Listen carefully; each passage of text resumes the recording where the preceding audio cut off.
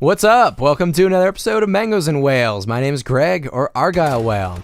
And in this video, I'm going to be describing a useful skill-based matchmaking tip or technique.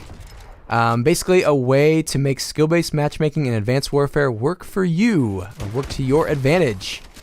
So you can get paired with NOOB or Lobbies, of course. That's the goal, right? At least I'm assuming so if you're watching this video. So basically what we're going to start out here with in the background is some snapshots of some of the lobbies that I got put into as I was using this technique. It's not all of the lobbies. I certainly got put into way more NOOB lobbies than I have time to show you or that I was even capturing for. But these are just some of them. As you can see, Argyle Whale, if you see my gamer tag up there, I'm 15th prestige at this point, and most of the other players in the lobby are way below that. Some of them have not even prestiged at all.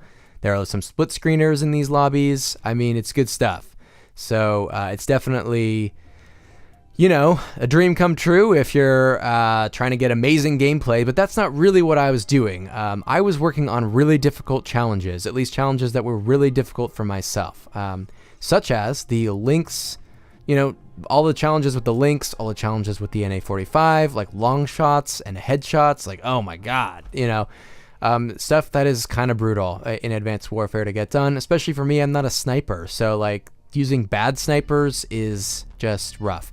So basically, here's what it is. It's not reverse boosting. I'll talk a little bit more about that in a second.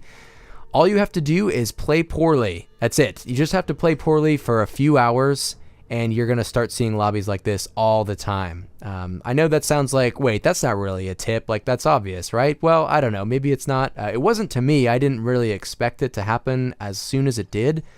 My KD dropped maybe like 0.02, 0.03, and all of a sudden, but I mean, like, in that 2 or 3 hour snapshot that I was playing, it was below 1. I had a terrible KD, and I think the game, what the game did there is it took my recent statistics into account, and it was like, oh my gosh, this guy's really sucking. We need to get him out of these lobbies and into some noobier lobbies. So so that's all it is. I mean, that's all the tip is. So basically, what I did is I just started working on the links, and I was sucking. I mean, that's all there is to it. I was just really sucking, and I started getting put in noob lobbies, and then I started working on the NA45, and I was still sucking, and I started getting put in even noobier lobbies. Yeah.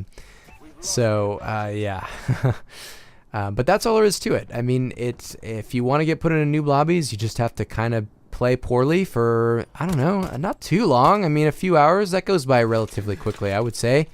And you'll start seeing lobbies like this really regularly. So for me, this was like super relieving because I was pretty frustrated as I was working on some of these really annoying camo challenges that I wanted to get done, but were just really hard for me playing against good players.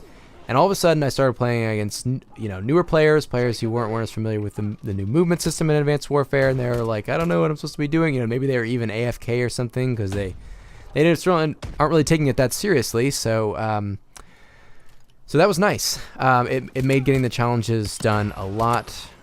It was a lot more enjoyable. It's just a lot more doable. You know, it didn't make me want to break my controller into 3 pieces. So yeah, hopefully this inspires you to get these challenges done. Like, you're feeling like, okay, I didn't know that would happen. Well, good. You know, now I can not worry about it so much, because really, if you think about it, if you get to a point where you're playing with players who are bad enough so that you can actually do okay with the NA45, you're still going to be playing with those same players when you're done with the NA45, and then if you switch back to like the Bal 27, you're going to destroy them.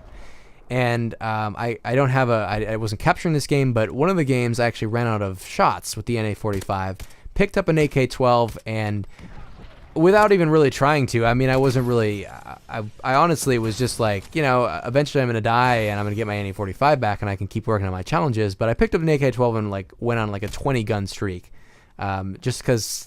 And I'm not like good enough to get DNA bombs or anything like that, but still I was thinking like, oh my God, if I was really trying here, I might have been able to get one. I think I remember in that game somebody got like a super lucky sniper shot on me, and it ended that streak. But yeah. So you're gonna be playing with some definite noobs. I mean, sometimes guys, you're gonna be playing against guys who have not prestige at all. In fact, you might be the only person who's prestige in the entire lobby, and you like I was on 15th prestige here. So so it was pretty awesome. It was good. It was good news for me getting my challenges done. It made them get done a lot more quickly. I mean, instead of like a god-awful amount of time, like 2 weeks or something to get the NA45 done, it was just a day or two. So and I was done with it, and it was like very rewarding, you know, even still, because it was still hard work to try and get those long shots with that thing, but it wasn't quite as miserable as it would have been otherwise. So I said I was going to talk a little bit about reverse boosting. Basically what that is, if you didn't already know, you probably do, but anyway, whatever. It's basically when you spawn with a grenade and you just hold it down and you kill yourself about 200 times in a match, and you just destroy your kill death ratio, and you make the game think you're the worst player of all time, and it'll start pairing you with the other worst players of all time. And then you can try and get DNA bombs. I mean, if that's your thing, like whatever, I don't really care. That's fine. You will get banned for it as far as I know now. They've like patched it so that you can't do that. But this is totally legitimate. I mean, you're allowed to play poorly, and the game is going to put you into newbie or lobbies as a result of you doing so. So it's a big help in terms of getting difficult challenges done, and I'd say just give it a go. Hopefully, basically, this is going to inspire. Hopefully, this inspires you to say, okay, cool. I will do the challenges, and now I know that it's gonna maybe be a little bit tricky at first, but after a little while it'll get easier. That's what I found it to be. So anyway, best of luck to ya. Hope you're inspired, and yeah, that's about it, I think. So I will catch you in the next video. Thanks for watching, and take it easy.